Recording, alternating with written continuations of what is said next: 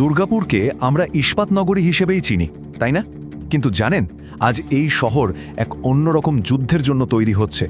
এখানকার বাতাসে এখন শুধু ইস্পাতের গন্ধ নয়, মিশে আছে একটা পুরনো লড়াইয়ের বারুদ, যা আবার জ্বলে ওঠার অপেক্ষায়। তো কি সেই লড়াই? চলুন আজ সেই গল্পটা একটু কাছ থেকে দেখি। আর এই যে নতুন জাগরণের কথা বলছি, তার মুখ হলেন এই মানুষটি, সীমান্ত চ্যাটার্জি। ছবিটা দেখলেই বুঝবেন তিনি কোনো মঞ্চ কাঁপানো নেতা নন, বরং একেবারে মাটির মানুষ, মানুষের সংগ্রামের একজন সঙ্গী। একবার ভাবুন তো, যখন একটা গোটা শহরের আত্মাকে ভয় গ্রাস করে নেয়, তখন মানুষ কার দিকে তাকায়, কার ওপর ভরসা করে?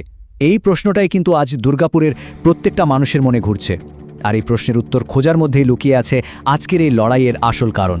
তো চলুন প্রথমে দেখে নিই ইস্পাত নগরীর সেই ছায়াটাকে।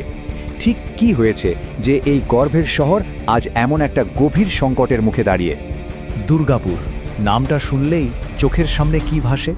কারখানার সাইরেন, শ্রমিকদের ঘাম আর তাদের লড়াইয়ের গল্প, তাই না? এটা তো শুধু একটা শিল্প শহর ছিল না, ছিল শ্রমিকদের আত্মসম্মান আর গর্বের প্রতীক।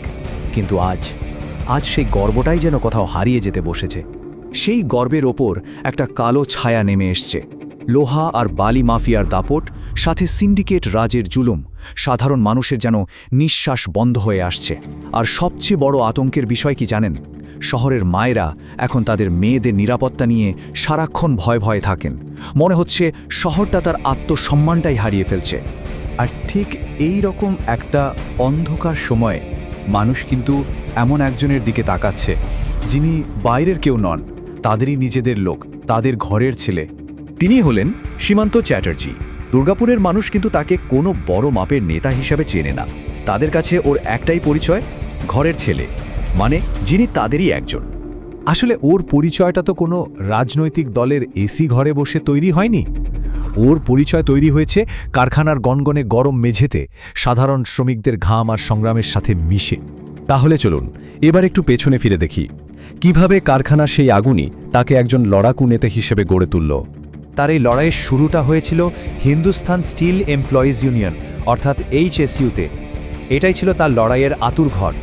এখানেই তিনি প্রথমবার শ্রমিকদের হকের জন্য ম্যানেজমেন্টের রক্তচক্ষুকে পাত্তা না দিয়ে রুখে দাঁড়িয়েছিলেন।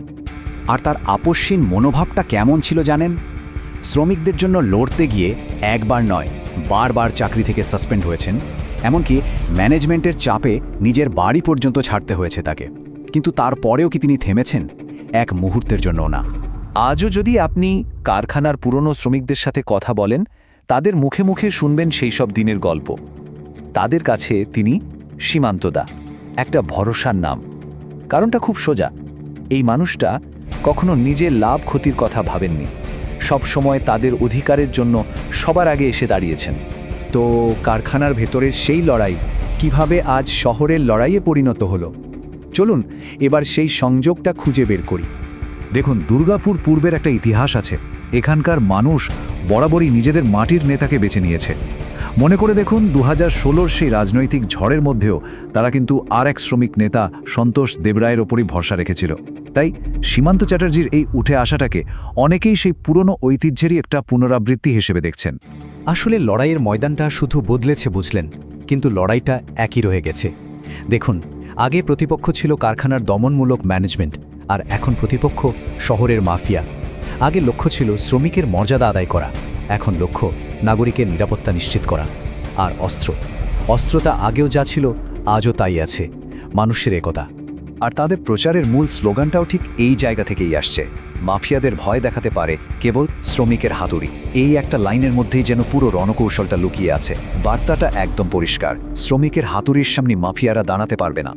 তাহলে বুঝতেই পারছেন, শেষ পর্যন্ত এই লড়াইটা আর শুধু রাজনৈতিক লড়াই থাকছে না, এটা হয়ে উঠেছে দুর্গাপুরের মানুষের আত্মসম্মান রক্ষার লড়াই। হ্যাঁ, এটা এখন আর শুধু একটা রাজনৈতিক পছন্দ নয়। যখন সীমান্ত চ্যাটার্জির মতো একজন মানুষ, যিনি সারা জীবন শ্রমিকদের জন্য লড়েছেন, তিনি যখন সবার প্রতিনিধি হয়ে দাঁড়ান, তখন লড়াইটা আসলে হয়ে যায় শহরের হারিয়ে যাওয়া আত্মসম্মান ফিরিয়ে আনার লড়াই। আর এই পুরো প্রেক্ষাপটেই দুর্গাপুরের আকাশে বাতাসে এখন একটাই বড় প্রশ্ন ঘুরপাক খাচ্ছে। এখন এর উত্তর তো সময় দেবে, কিন্তু এই প্রশ্নটাই আজ দুর্গাপুরের মানুষকে একটা নতুন ভোরের স্বপ্ন দেখাচ্ছে।